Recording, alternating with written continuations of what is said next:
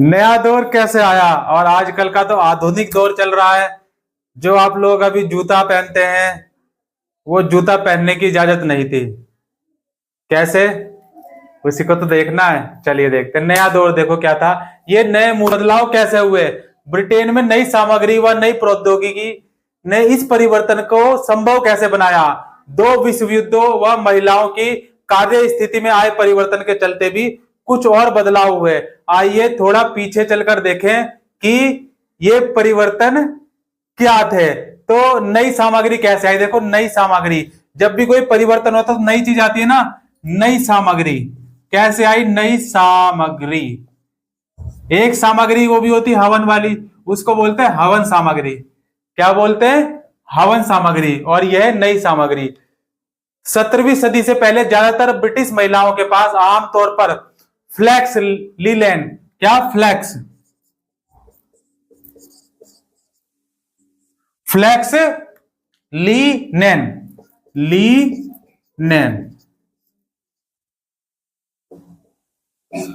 Flex linen या ऊन के कपड़े बहुत कम होते थे। क्या कहेंगे? ऊन के कपड़े बहुत कम होते थे।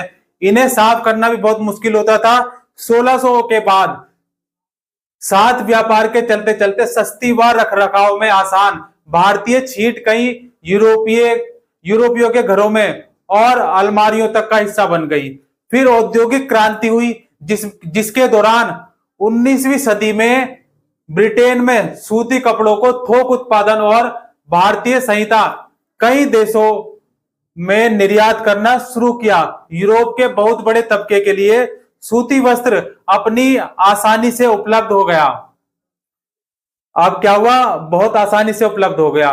20वीं सदी की शुरुआत तक कृत्रिम रेशों से बने कपड़े और ज्यादा सस्ते तथा साफ कर पहनने में आसान हो गए। महिलाएं पत्रिकाओं में तूफान खड़ा कर देंगी। भारी भरकम व उलझाऊ अंतर वस्त्रों को 1870 के दशक में धीरे धीरे त्याग दिया गया। कपड़े अब हल्के हो गए और छोटे और पतले होने लगे। क्या होने लगे? पतले, एकदम स्लिम। लेकिन फिर भी 1914 तक, कब तक? 1914, 1914 तक कपड़े एड़ी तक होते थे। कहां तक होते थे कपड़े? एड़ी तक होते थे। और यह लंबाई 13वीं सदी में बददस्तूर चली आ रही थी। लेकिन अगले साल 1915 में देखो क्या हुआ। कब? 1914 से जब हम अगले साल गए 1915, अगला साल कौन, अगला वर्ष कौन सा होगा? 1915 होगा। 19